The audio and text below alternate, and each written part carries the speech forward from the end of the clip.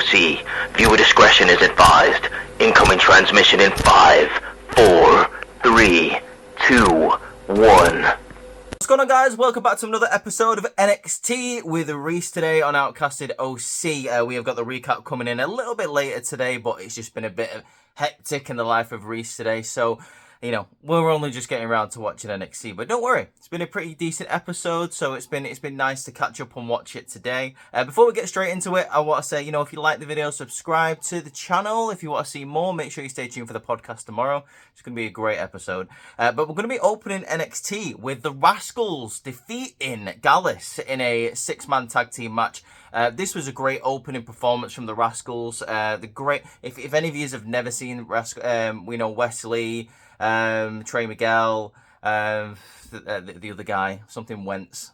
I always forget his name.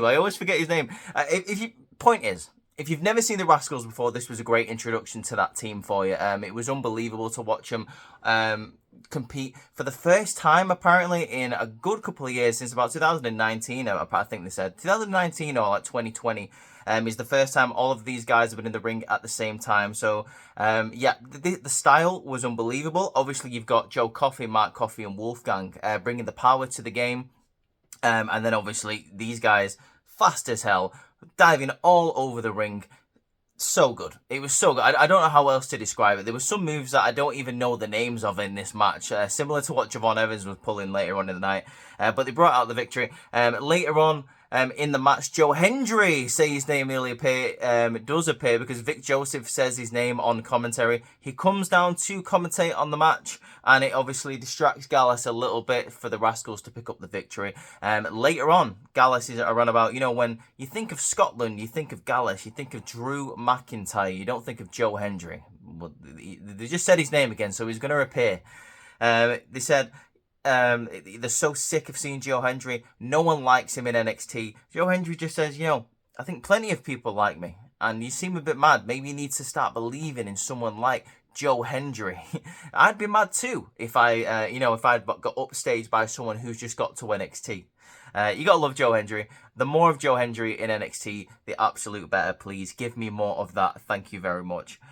We now go to backstage where, like I say, Joe Hendry kind of gives like a recap on what happened last week. For some reason, he's all over this show tonight. He's the one who gave the recap of what happened. Obviously, Brooks Jensen took out Javon Evans last week, so we're going to be getting a match from him tonight versus Brooks Jensen. But yeah, Hendry opening the show, giving a loads of information to us all in the most entertaining way, something that only Joe Hendry can do. Next, we get Ethan Page saying he is going to be defending the championship this week against someone with integrity, like Dante Chen. The reason why this conversation came up is because he was in Ava's office talking about how, you know, he needs to be more protective as your NXT champion, and he needs to be able to have more of a say for All Ego. But he's basically saying he wants more say in what's going on in the NXT title picture. Aura Mensa comes in and tries to fight him once again. He wants a title match. Ava says no because he's not in the title picture just yet. And that's how Ethan Page brings up Dante Chen's name, of all people. But that match is later on tonight. Surprisingly, really good. I'm not going to lie. I can't wait to talk about that match. Roxanne is in the ring, and actually comes down to the ring, and she says she is on par with some of the greatest of all time. You know, there's a lot of women in that locker room that's jealous. There's a lot of people saying that, oh, I'm going to be in so much trouble when Stephanie Vaquer and Julia makes their debut. But she is on par with the legends like Charlotte, a future Hall of Famer. And it was apparently like 10 years ago to the day or something like that, that Charlotte captured her first NXT Women's Championship. And already Roxanne Perez is on the same level as her. She is, you know, how do I say this? She is on par, and she's on track to become even better than Charlotte Flair, then Asuka, then Becky Lynch, then Bayley. That was hard to explain. I don't know why I had so much trouble explaining that. She also finds it a joke that Thea Hale is her next opponent. That, you know, the fact that she even has to face Thea Hale. She can't believe it. Thea Hale then comes out and says, keep on underestimating me. A lot of people have underestimated me, and I've gone on to beat them. I've gone on to fracture their elbows. I've gone on to, become one of the best people in NXT, which is also my opinion. Thea Hale is so good in that ring. I would love her to be NXT North American Women's Champion. That'd be dope. Or just the NXT Women's Champion. It'd be cool. Roxanne Perez says that she's just not ready. She then goes to slap Thea Hale. A fight ensues where Thea manages to get her in the Kimura lock where Roxanne Perez is tapping out and she's screaming. She gets out of the ring and she looks very worried for in a couple of weeks. I believe it's either next week or the week after that she's going to be challenging Thea is for the NXT Women's Championship. I can't wait to see that. We now go backstage to where Kalani Jordan is also talking about, the new people that are going to be coming into NXT, like Stephanie Vacour and Julia, saying she's ready for the competition. Lola Vice is also talking about competition because she's confronted in an interview by Fallon Henley, Jasmine Nix, and JC Jane. Fallon Henley saying, I'm sick of all these rookies making excuses, this, that, and the other. How about you go back to MMA and, you've made more of a name for yourself than you ever did there. Maybe you can go and capitalize on that. Lola Vice brings up a very good point and says, all you talk about is rookies. But what about that one right there? Pointing to Jasmine Nix. Fallon and JC turn around and go, that one doesn't count. That she's with us. She understands it. She gets the rhetoric. And Lola says, well, I'm looking at my next opponent right now. So she wants to challenge Jasmine Nix this week, tonight on NXT, which we'll be seeing in a moment. But for now, let's go to Javon Evans versus Brooks Jensen. Brooks Jensen is accompanied by Josh Briggs because obviously we found out last week that Josh Briggs is having to look after Brooks Jensen. Brooks Jensen is Josh Briggs' responsibility. If he messes up, then it comes down on Josh because he vouched for him. Ava says that you need to look after him. This is an unbelievable match. Like I said, Javon Evans just pulling out moves that I don't even know the names of. Absolutely unbelievable. Brooks Jensen looks good in this match until Sean Spears comes out and distracts Josh Briggs, stops Sean Spears from getting down to the ring.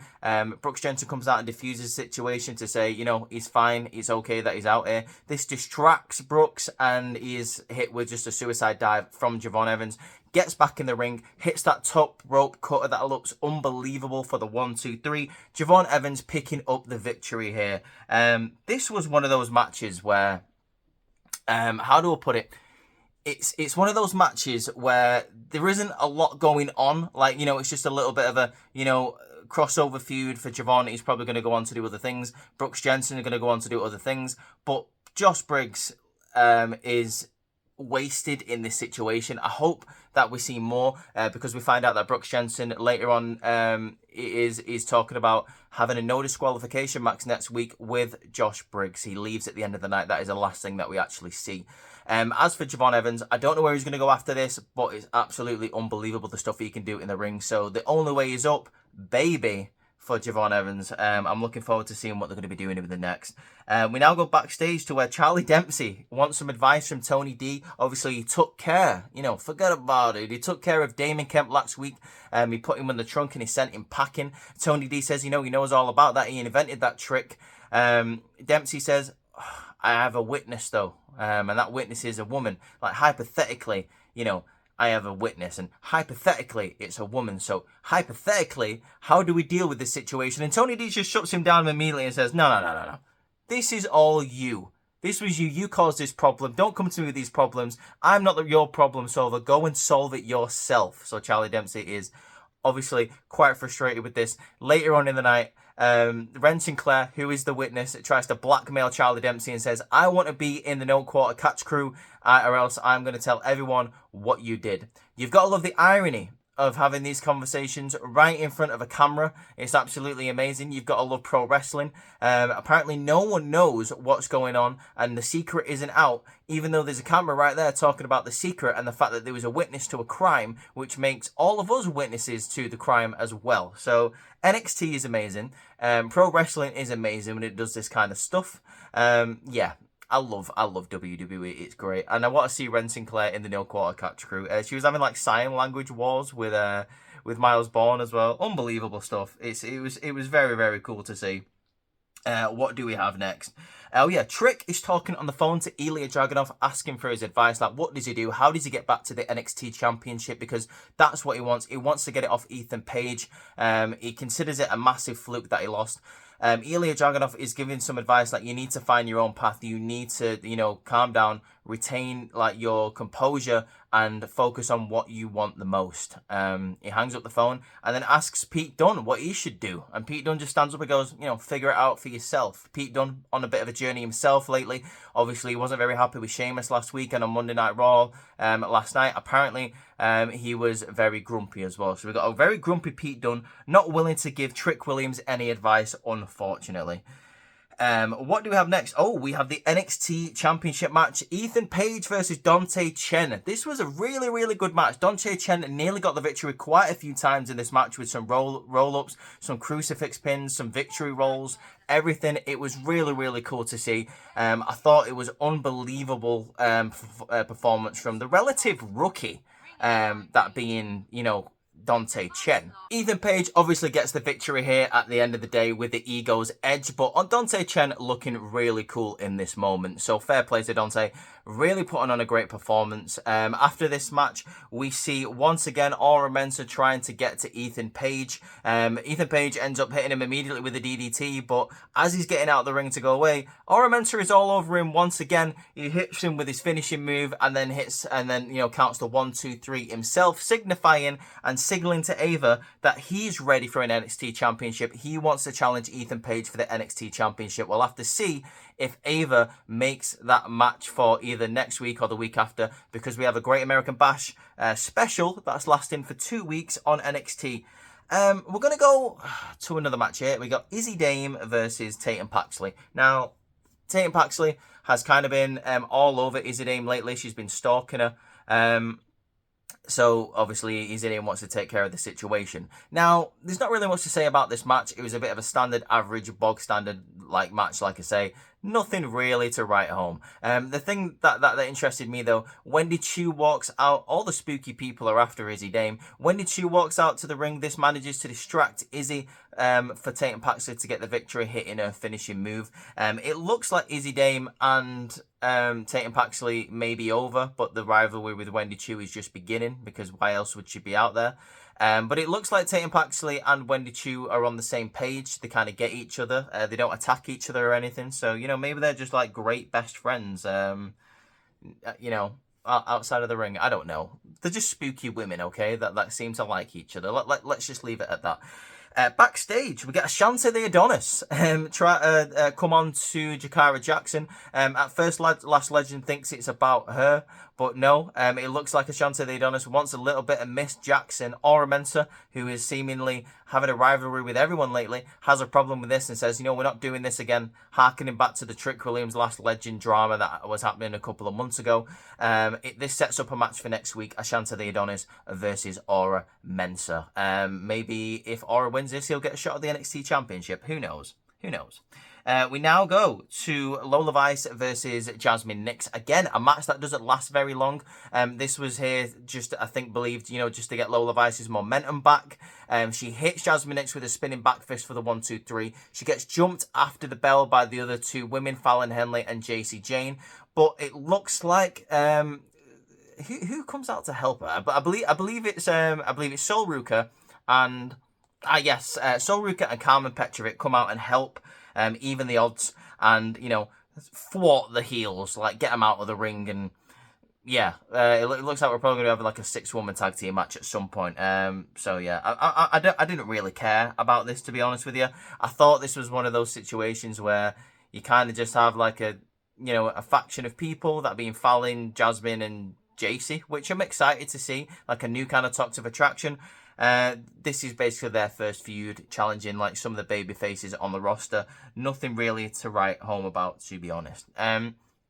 Speaking of something that was quite disappointing, is the next match. We get an OTM versus the OC, and this is a mixed tag team match. So we got Jada Parker, Bronco Nima, and Lucian Price taking on the team of Me Chim, Luke Gallows, and Carl Anderson. Now, for me, again, one of those matches where I really thought it could have delivered a little bit more.